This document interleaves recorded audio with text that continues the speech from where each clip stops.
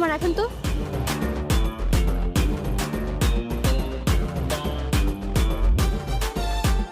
এখানে কেন ঘুমিয়ে আছে? এই যে হ্যালো, শুনতে পাচ্ছেন? আরে আপনি এখানে কেন শুয়ে আছেন? আশ্চর্য, কোনো কথাই বলছে না।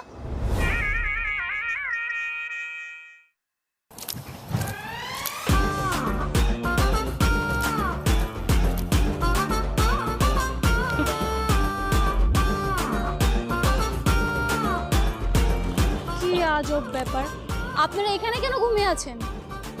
তাই তো আমরা আমরা এই জায়গায় কি করতেছি? আমারও তো সে একই প্রশ্ন, আপনারা এখানে কেন ঘুমিয়ে আছেন? কি হয়েছে আপনাদের? ও, এই যে একটা লোক আইছিল, তাই আমার ঘরে একটু কোক খাইছি।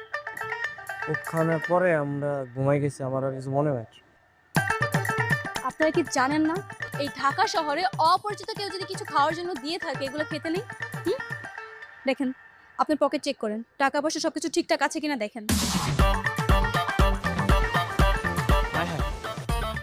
আমার টাকা পয়সা, আমার মোবাইল কিছুই তো নাই।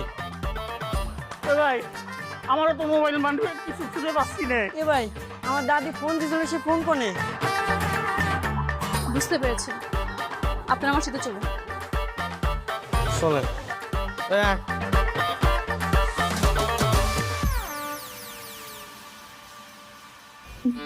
তারপর বলুন, আপনাদের সবার জন্য কি অর্ডার করব, কি খাবেন? তো টাকা পয়সা নাই গা, আপনি খাওয়াবেন?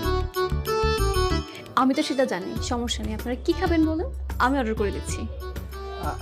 এ আপা তাইলি আমি পাঙ্গাস মাছ দিয়ে ভাত খাবো। ভাই আমারও ক্ষুধা লাগছে, আমি তাহলে পোলাও খাবো।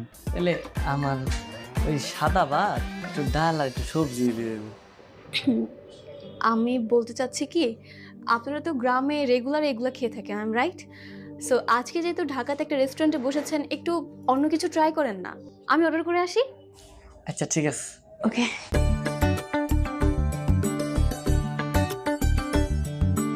এ ভাই, তানসাপারে তো মনে করছিলাম খারুস, মাইয়েটা তো ভালো, মন ভালো আছে না?